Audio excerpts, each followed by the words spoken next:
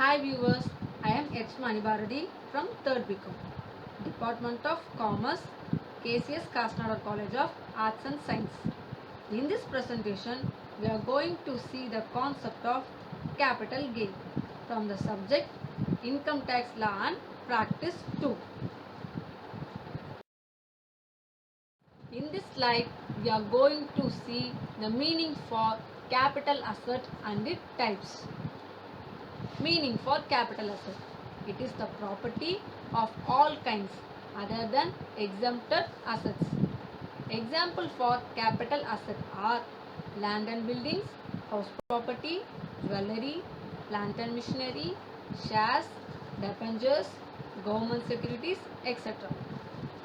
It may be divided into two types, or short-term capital asset and long-term capital asset.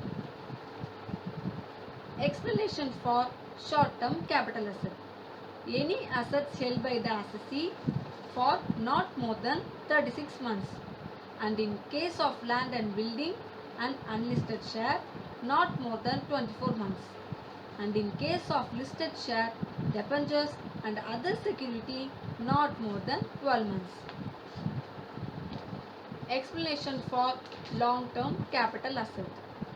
Any assets held by the assessee for more than 36 months.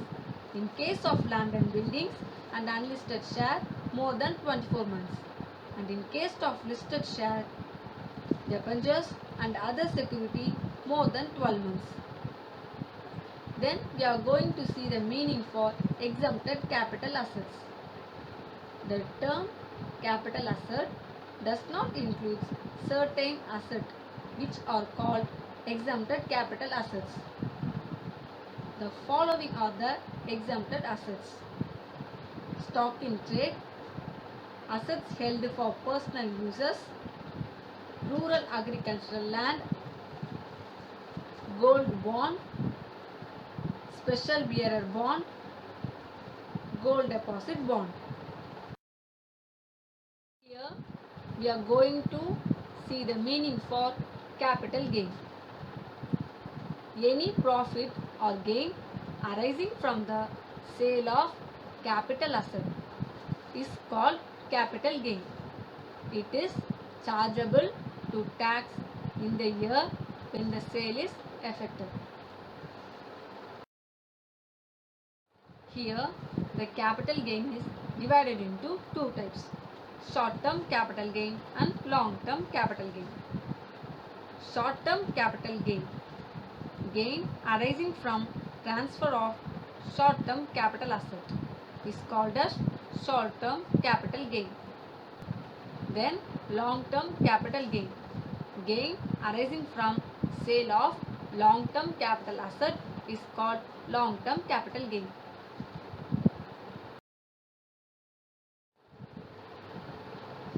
In this slide, we are going to see the format for short-term capital gain. First of all, we have to write the heading as computation of short-term capital gain. Then we have to mention the previous year as 2019 to 20 and the assessment year as 2020 to 21. Then we can proceed with the calculation of short-term capital gain. First, we have to write the total sale price amount. Then we have to less it with expenses related to sales or transfer, cost of purchase and cost of improvement amount.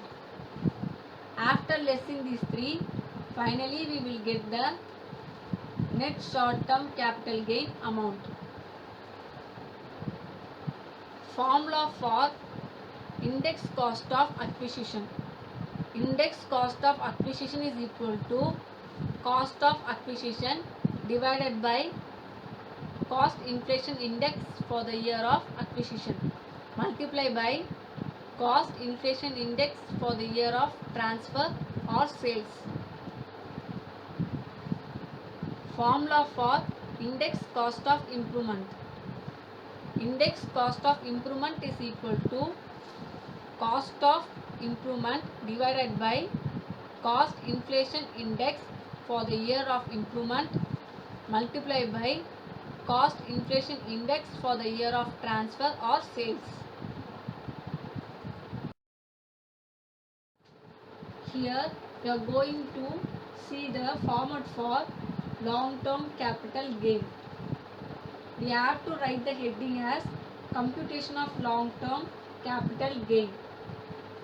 Then the previous year as 2019 to 20 and the assessment year as 2020 to 21. Then we can put the calculation of long-term capital gains.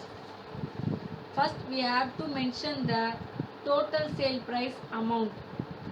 Then we have to less it with expenses related to sales or transfer, indexed cost of purchase, indexed cost of improvement amount. After lessing these three, we will get gross long-term capital gains. With the gross long-term capital gain amount, we have to less exemptions under 54 series. Then finally, we will get the net long-term capital gains. Thank you all for listening to my presentation.